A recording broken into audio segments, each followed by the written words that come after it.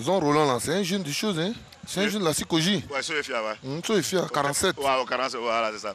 C'est moi qui l'ai fait partir à Fermier l'année passée. Là-bas, il est parti à... L'année il était à Djiberoa. Mais son point, c'est qu'il joue avec son âge, c'est élevé. Il joue à 31 ans. Tu ne peux pas couper. Ah. Bon, tu sais, des fois, il est dans 2 passeports. Peut-être que quand il va avoir un voyage, il va sortir le passeport.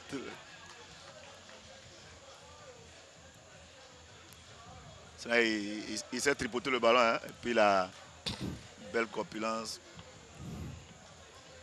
Changement à Esdenguélé. Sortie du numéro 24. Eric Kwasi. Remplacé par le numéro 8. Monéo Roland Zon. Sortie du numéro 14. Edgar Beuré Etienne. Remplacé par le numéro 3. Thierry Jean-Alban.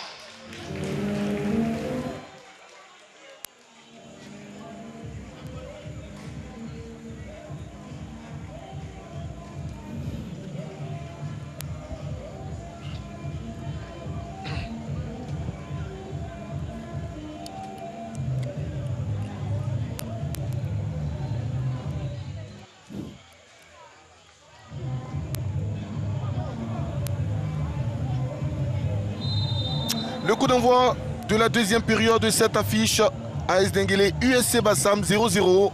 Après les 45 premières minutes, l'AS Denguélé, le leader, toujours accroché, le leader, et qui a procédé à 2 changements avec surtout la venue de son fer de lance. Ici Armand à la place de celui qui a tenté à plusieurs reprises de faire la différence, malheureusement, qui n'a pu donc tromper le portier Kone Mohamed. Il s'agit donc de Edgar Begré-Etienne qui a cédé sa place à Si Armand avec un ballon qui va échoir à Mamadou Silla.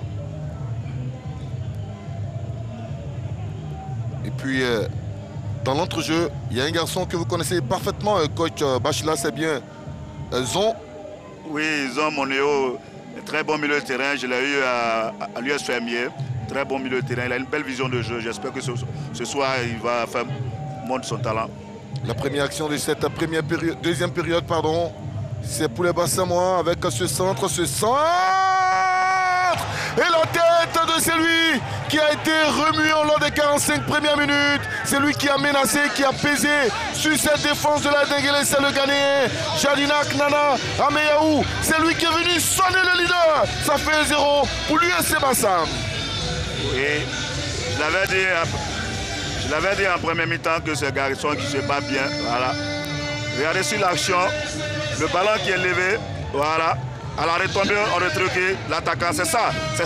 Il faut apprécier la trajectoire du ballon, voilà. Il a attendu le ballon tomber et il a réagi. C'est ça, but d'un attaquant. C'est un but école, voilà. Décalage sur le côté centre et but, voilà.